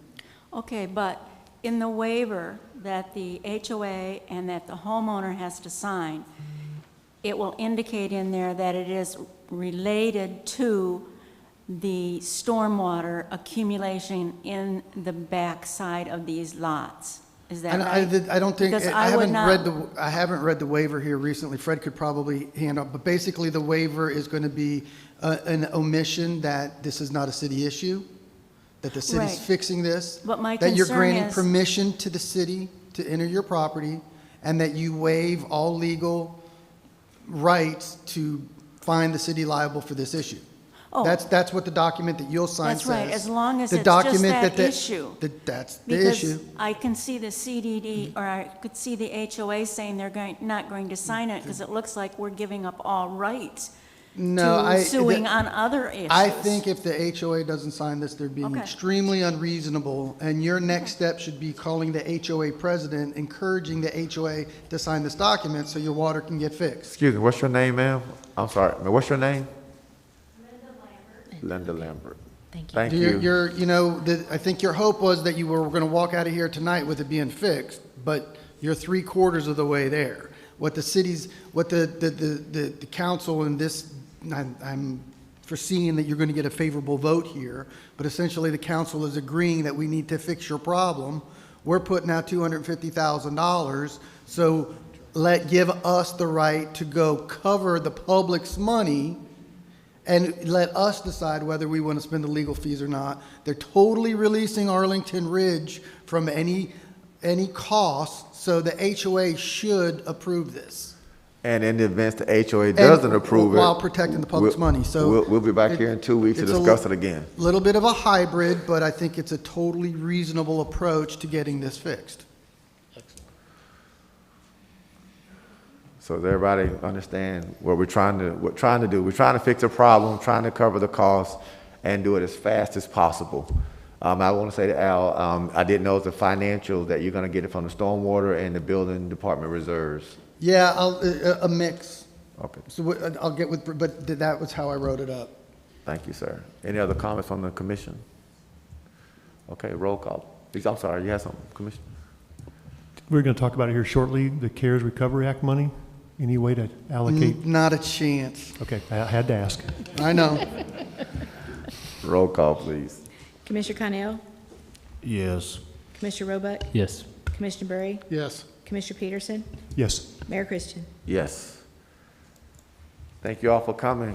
Our next item is item 3. It's recommendation resolution. Someone like to approve the resolution, please. Introduce it. Introduced as per by title only. Resolution of the City Commission of the City of Leesburg, Florida, approving American Recovery Grant projects and providing an effective date. Move approval. Second. Moving to probably second. Discussion from the commission.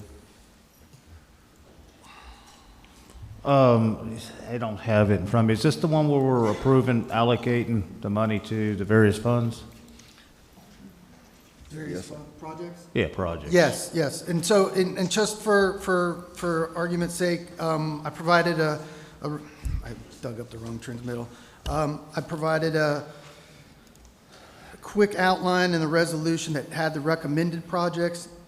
And so let me read those out for the public. And give me 2 seconds. I dug up the wrong reso here. And essentially, the projects, we have about $11.8587 million. And so the recommendation from staff was $50,000 grant administration, $400,000 Boys and Girls Club operational loss replacement, West Leesburg CDC $750,000, Leesburg Community Development Corporation $750,000, City of Leesburg revenue loss replacement, $1 million. And from there, I think you have 2 immediate projects that you want to cover. The shortfall in fiscal year 22 due to COVID. Number 2, the $325,000 for trails, $100,000 for the TDC. Sports marketing. And that leaves, I think, about 50 if my math is on there. Pine Street, $2.4 million, and Turnpike, $2.65 million. Now, I did ask in the resolution for a little bit of wiggle room on the Turnpike facility, and that formally on the resolution was the Turnpike facility or other reuse projects. Reuse and sewer were qualifying American Recovery Act projects, and I asked for the wiggle room on there. So just bear with me, but I think this is an important one to have a discussion on. The city, as you know, with the growth that we're experiencing, is, I don't want to use the word bind, but you know, we have that challenge of water. We have the challenge of reuse water and growth. It kind of, we've got a 3-legged prong there. And the more that we can get people to use reuse, the more we can stretch out our consumptive use permit. So on that note, I don't lose a lot of sleep at night over us getting closer to the end of our 2 million gallon capacity in our CUP. However, that comes with the caution that I think ultimately what will happen is as we approach the end of our CUP in 2030, or even if we go before that, the district will probably allow us to get water from the aquifer. But their solution to that is going to be to go deeper and get water that's not quite as pristine, that's not as impactful on the environment. And so what does that do? That will increase our treatment costs, and that will increase our drilling costs.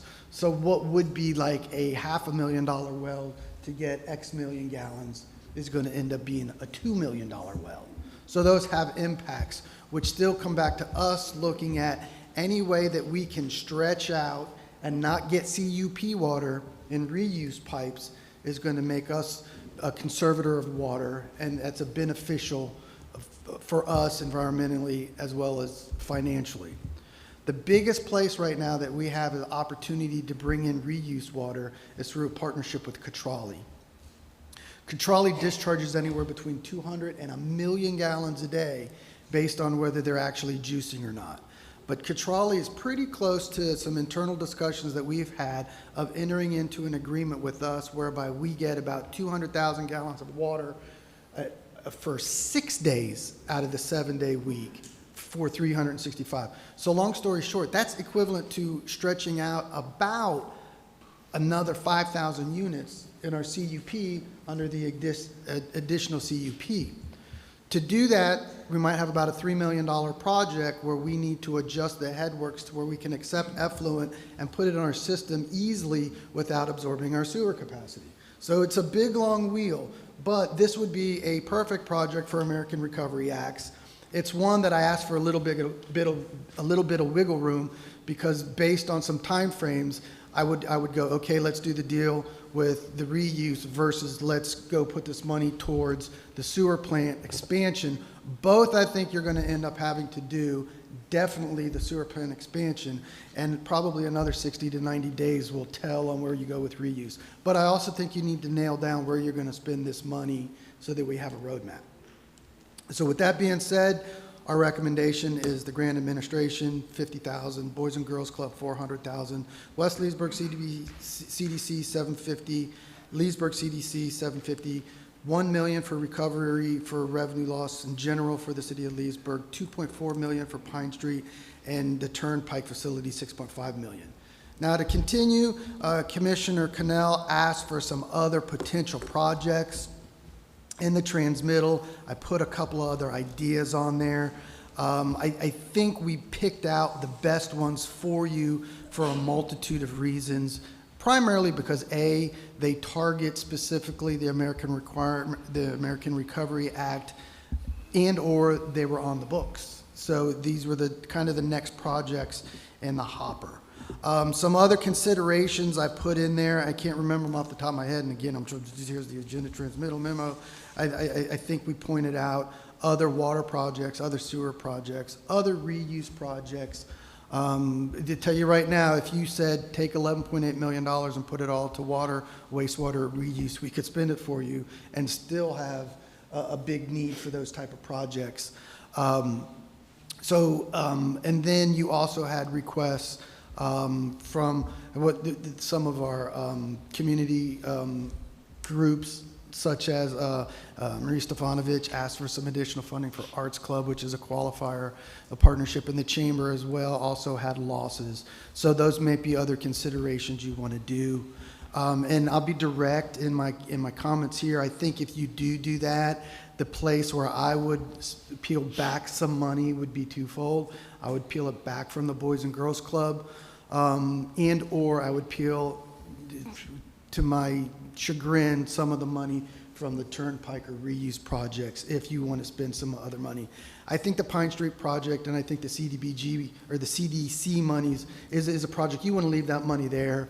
The Pine Street I think is a critical project that has a ton of win-win scenarios of projects of infrastructure issue related and affecting a target area that the recovery money does as well. With the CDC agreements, if you approve those in whole, the city commission still holds the keys on that. It's really the city making a statement to the CDCs and the minority community that we're committed to the tune of $1.5 million to address the minority community to what projects you think are best and pursuant to the American Recovery Act. So the next thing would be on the agenda, which I would put on consent agenda, is those agreements with those groups. And probably would also advise that if you peel money back to the partnership and chamber, and that you do a similar type agreement. So with that, those would be the staff comments and the direction on how to frame the American Recovery Act monies and how you spend it. And I think setting the plan now, kind of in stone via this resolution, is a good one. So that we've discussed it now tonight. We'll mark probably really the third time we've discussed it. We discussed it in workshop sessions in the budget. We discussed it last week, and then bringing it to conclusion with the formal resolution. Thank you, sir. Any commission comments? I have a couple. I'm just curious if there's anybody in the audience that wants to speak before I start on a couple of the ideas I have. We'll go with the commission first, then we'll open up for the public. Any other commissioners have? Yeah, I think it's a good recommendation. I would like to peel off $250,000 to $300,000 from the wastewater facility and allocate that to the nonprofits in our TV station. I mean, I guess my starting point would be $200,000 split between the Chamber, Partnership, Center for the Arts, and you know, I saw Anna Marie's letter, and I could get behind $100,000 to help them. She won me over with their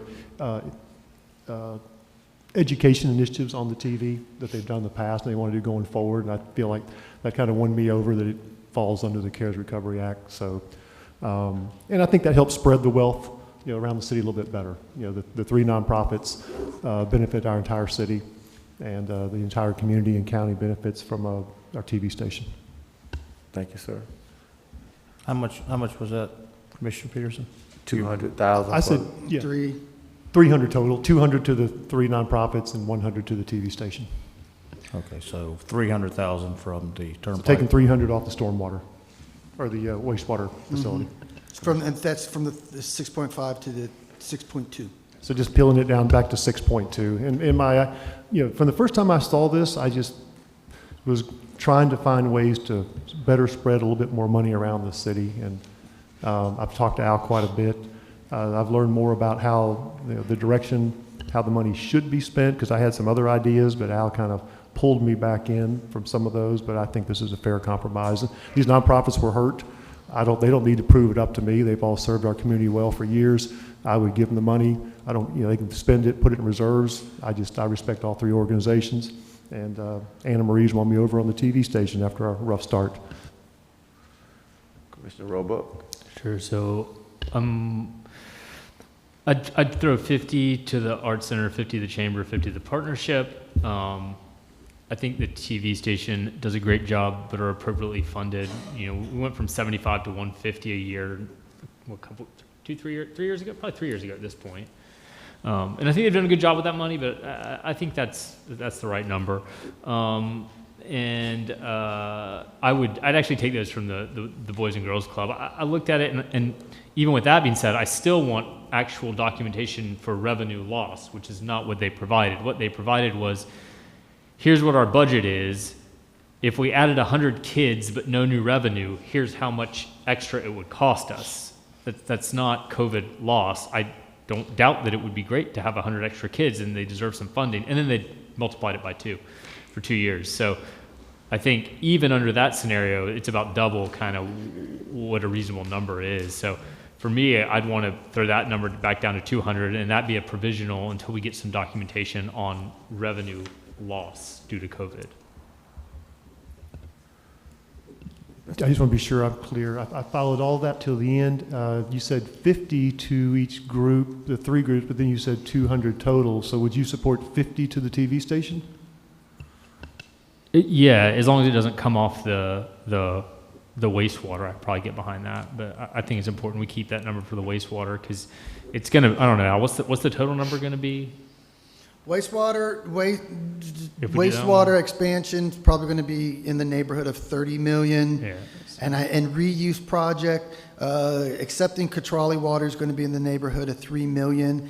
And then immediately, there's probably a few subdivisions that we could immediately get water to, like Lake Denham, like McElroy, the number 2 road subdivision, Spring Creek, Tierra Oaks. It's difficult. And every one of these little other pockets, you're talking about probably about $1 million in pipe infrastructure. Commissioner Burr, you had anything? Just a general question. You know, we're deciding to give individual groups, and we've got about 3 or 4 on the books that we are deciding about. What about other non-for-profits? You know, what's the process for deciding, you know, who gets funding like this? Because to me, it just seems like we're talking about it, and I don't have anything in front of me of other groups who may need money for what they do also. Look, I don't want to upset the other groups. I think funding the civic groups is probably going to be in compliance with the American Recovery Act.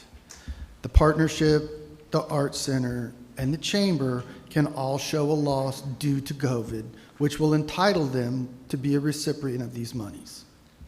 That doesn't cover this body politically on who does and who doesn't get money. That, you know, this body flirts with that every year with the civic grants. If you're uncomfortable with that assumption, or if you feel that if you're going to peel it off for those 3 and then you should open it up, because there are certainly other civic groups that are out there who would qualify for this type of funding. But that's the political call that you all need to make. My recommendation eliminated giving money to civic groups for that reason.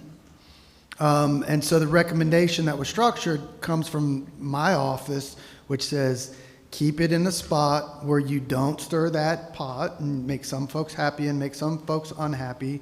That's not a commentary on whether the money will be useful or not.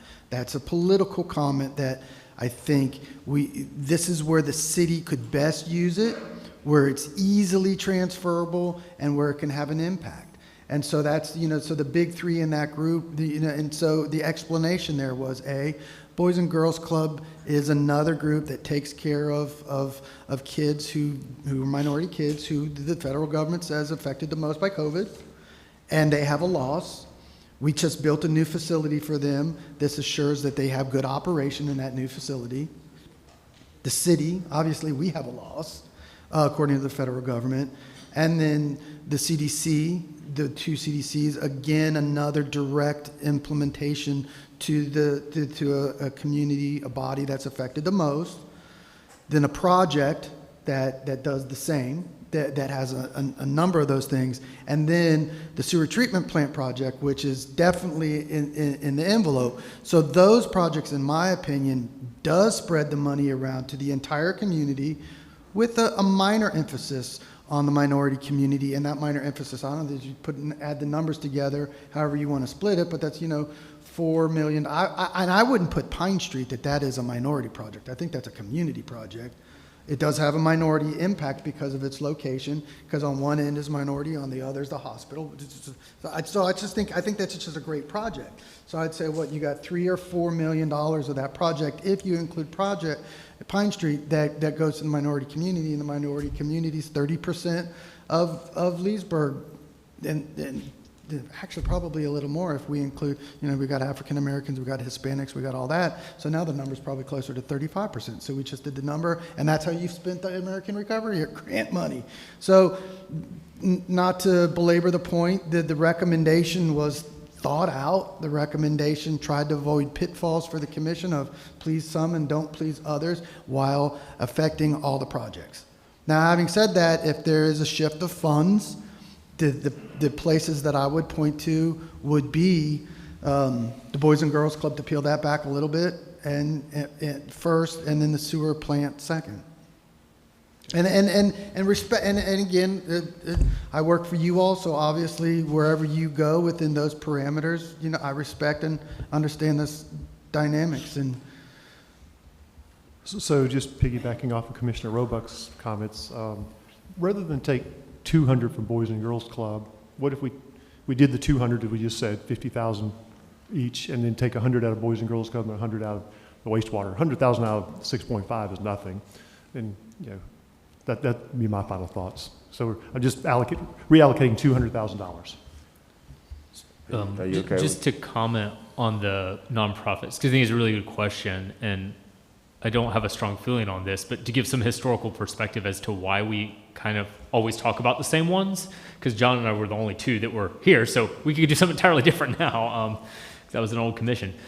Back in the day, we were probably funding, I don't know, 10 or 15 nonprofits every year.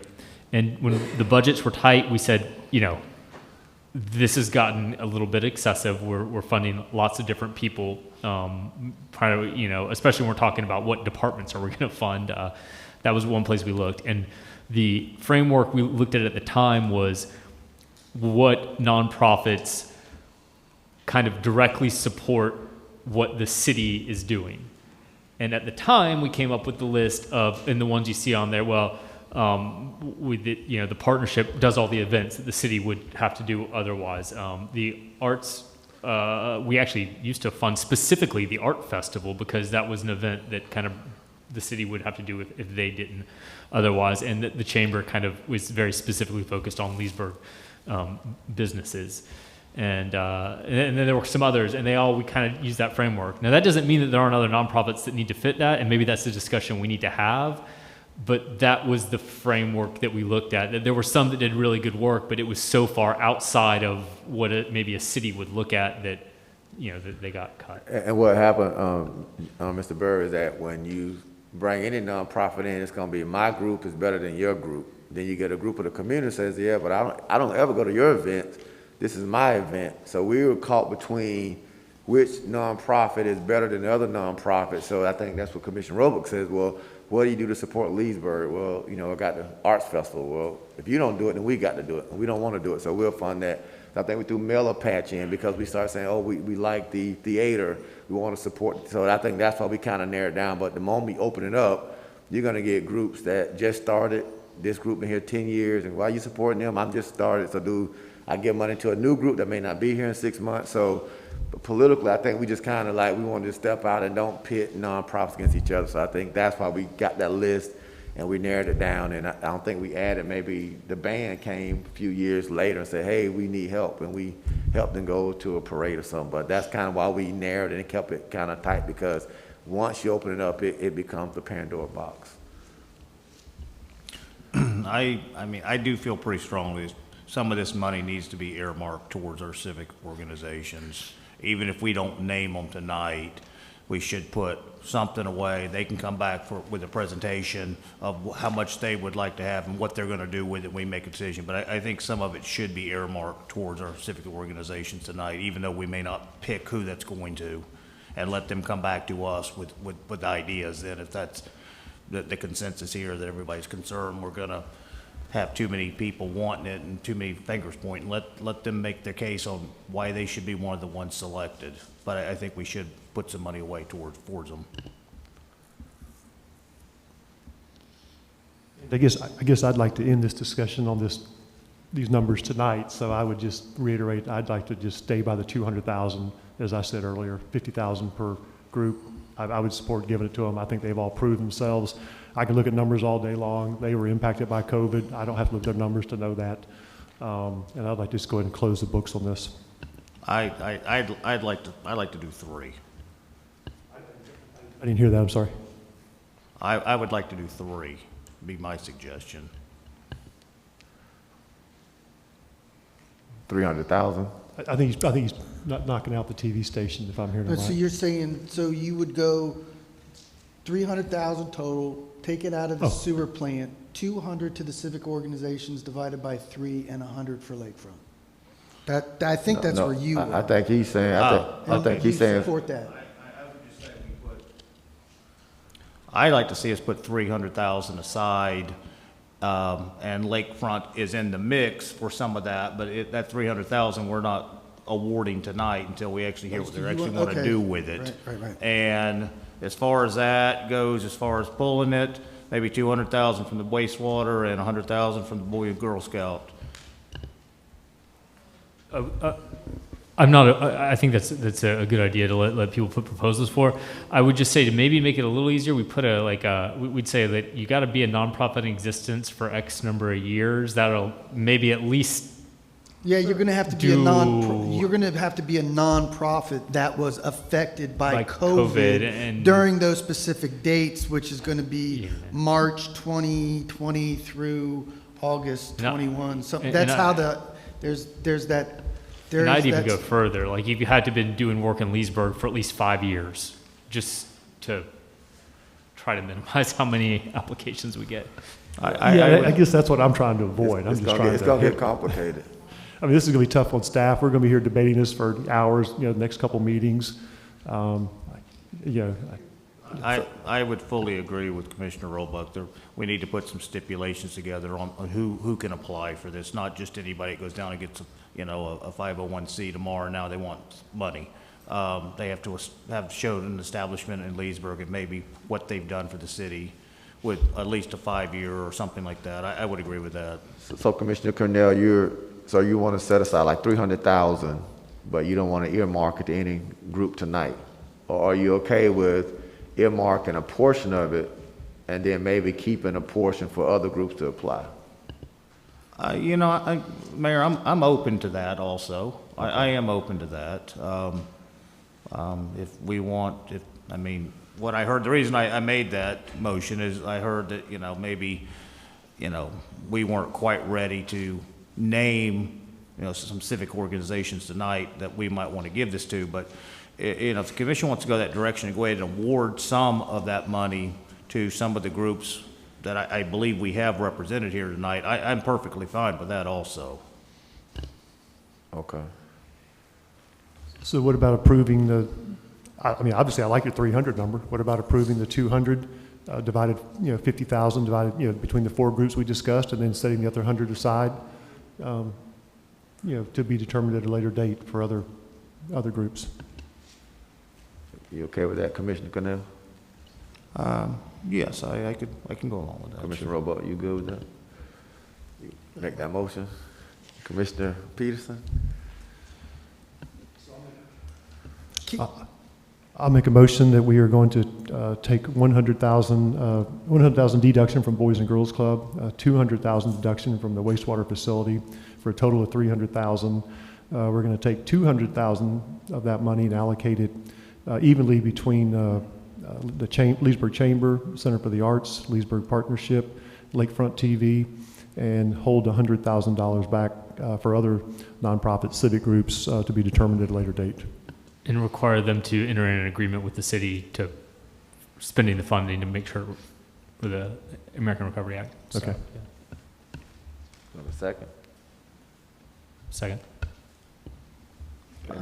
Yes, sir. The only discussion to have on that is, are we going to set any parameters, as we spoke to about, on who can apply for that additional 100,000 at a future meeting or something before we consider who we're going to dole it out to?